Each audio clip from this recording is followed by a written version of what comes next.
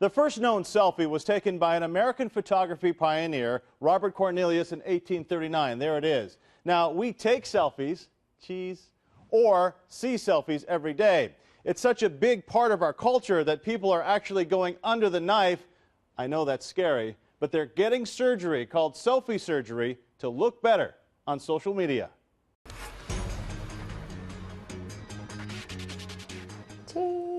Dana Kirk is no stranger to the selfie, but she's not a big fan either. Myself personally, I try to avoid selfies.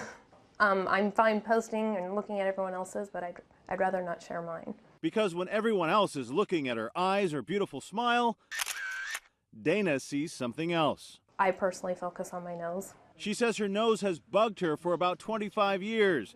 Now she's going to do something about it and scheduled a rhinoplasty to change the shape of her nose.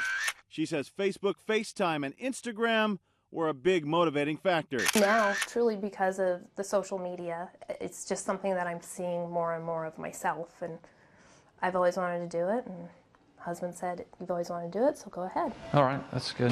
Dr. Jeffrey Hall is doing Dana's surgery, and he says she's not alone. Oh, definitely we see more patients because of selfies. I thought we see more people that go, oh, I don't like this about my neck, I don't like this about my nose. The American Academy of Facial Plastic and Reconstructive Surgery says selfies have fueled a 10% rise in nose jobs, a 7% jump in hair transplants, and a 6% spike in eyelid surgery.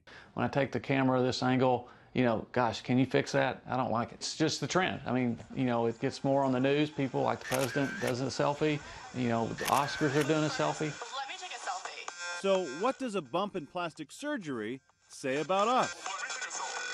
Is that our own notion about what beauty is, our own notion about what and how beauty affects perfection and how those go together. Let me take another selfie. Dana is a little nervous about the whole thing and a little torn. Personally, I still have kind of the issue of, well, how do I tell my children they're beautiful and perfect the way they are, but yet I'm going to go change something? A sponge, somebody give me a sponge.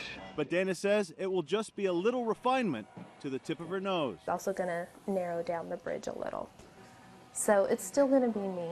This is when they started the rhinoplasty. One British study reported Britons take about 35 million selfies a month. That's got to be higher here in the U.S. Now, the next big trend is the engagement and wedding ring hand selfie. Some brides are actually getting finger injections with Juvederm to make their fingers look better with their new engagement ring. That procedure can cost about $1,200.